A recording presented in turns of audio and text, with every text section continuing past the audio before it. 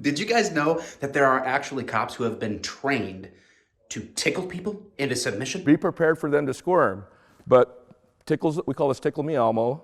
Yeah, me neither.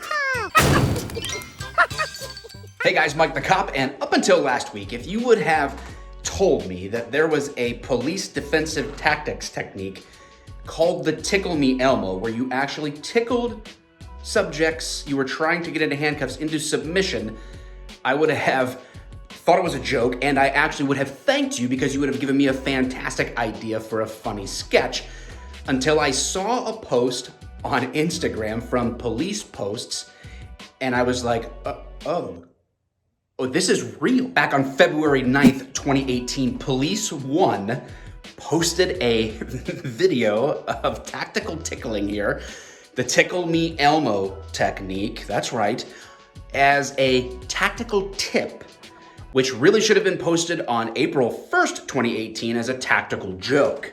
But I am glad they posted it so that I could now give you a tactical breakdown. The video is made by Don Gula of A Wrestling, apparently is the name of his company. And listen, I don't know Don. I'm assuming he's a perfectly nice fellow, and where he has served and helps cops, he has my utmost respect. But the bottom line is this idea is ridiculously stupid and impractical. Sergeant Don Gula, founder of A Wrestling. So here we are again. We have a suspect on the ground.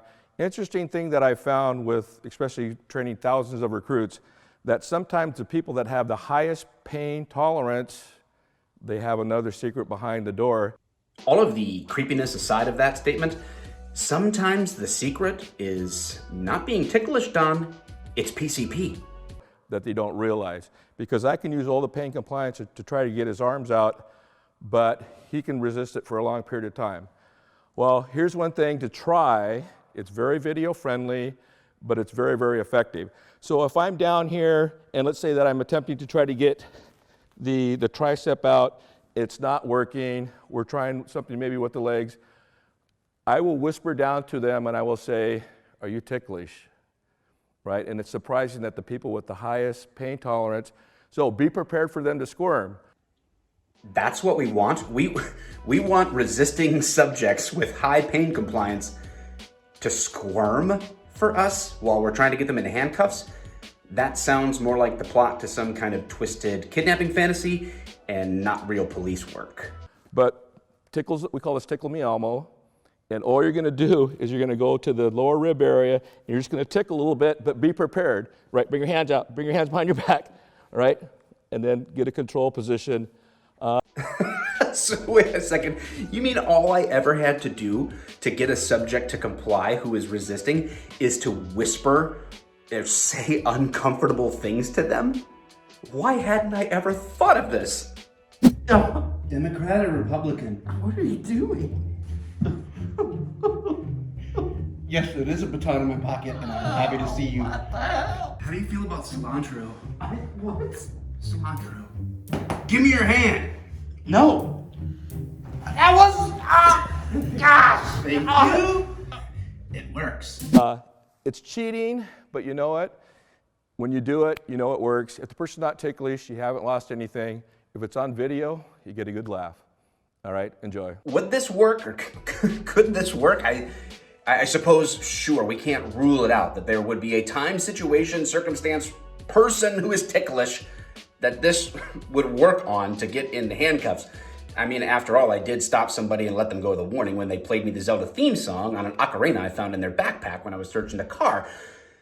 But that's neither here nor there, and probably better for a different video. So yes, it might work at some point, someplace, but let's be real here. We are talking about a situation of a person who is extremely unreliable in the moment, and an officer who would be potentially losing the necessary focus to effect a safe arrest of a subject. So no, I don't support in any way, shape, or form the Tickle Me Elmo technique.